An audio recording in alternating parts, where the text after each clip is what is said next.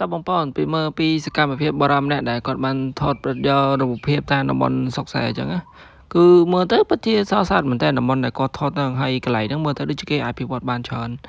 មិនថាតំបន់ទេសចរមិនថាតំបន់សុកសែមិនថាតំបន់ទីក្រុងអីគឺមានផ្លូវថ្នល់សឹងតែគ្រប់កន្លែងឯងឡើយអញ្ចឹងសម្រាប់អ្នកគាត់ចូលចិត្តដើរថតតំបន់ទេសភាពស្អាតៗដូចជាតំបន់តាមសុកសែអញ្ចឹងណាហើយបងប្អូនមកមើលពីបន្លែប្លុកដែលគេដាំនៅតែតំបន់សុកសែគឺជាដូចជាស្ពៃក្តោបគឺប្រហែលជាគេបានប្រមូលផលខ្លះហើយព្រោះឃើញចន្លោះគឺមើលទៅតំណងមែនទែនតាំងឆ្កាផ្លែវិញឡើង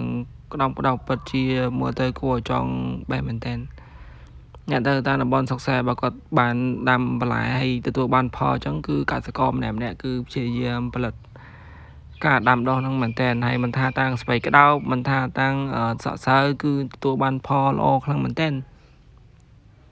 គឺមើលទៅតំបន់ដែលគាត់ថតហ្នឹងពិតជាស្អាតមែនទែនអ្នកដែលគាត់ចូលចិត្តរស់នៅតំបន់តាមជនបទតាមសុកសែអញ្ចឹងប៉ះកន្លែងចឹងអីគឺធានាថាមកជីវិតរស់នៅដោយក្តីសុខហ្មងនៅផ្ទះកន្លែងស្ងប់ស្ងាត់ហើយ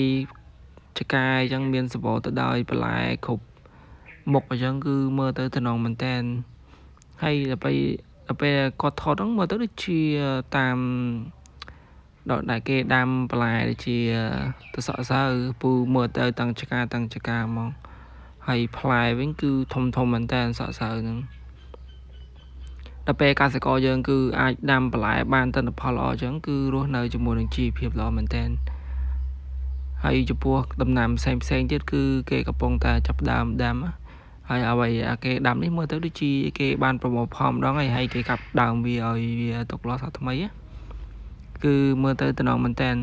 ហើយមិនថាបន្លែផ្លែឈើអីផ្សេងនៅតំបន់សុកសែហ្នឹងគឺមើលទៅសម្បូរមែនតើគួរឲ្យចង់បេះហើយគួរឲ្យចង់រស់នៅហ្មងចឹងសំផ្ដាំដែលអ្នកដែលគាត់ចូលរស់នៅតាមតំបន់ជនបទគឺមើលឃើញទេសភាពកន្លែងហ្នឹងអីប្រហែលជាមានចិត្តចង់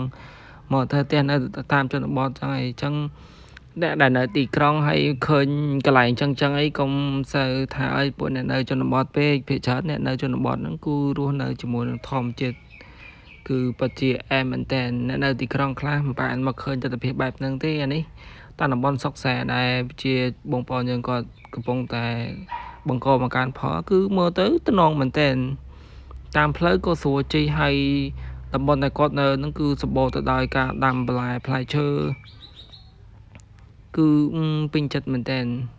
ហើយគាត់ខំប្រឹងជិះដើរថតដើម្បីឲ្យអ្នកនៅទីក្រុងអ្នកនៅដែលបានធ្វើដំណើរតាមជនបទចឹងមើលគឺមើលទៅតំណងមែនតើ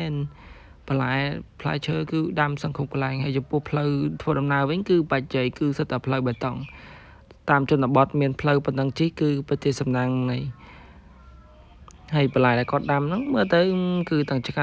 មកសង្ឃឹមថាការប្រមូលផលហ្នឹងគឺធ្វើឲ្យជីវភាពបងប្អូននៅជនបទហ្នឹងគឺ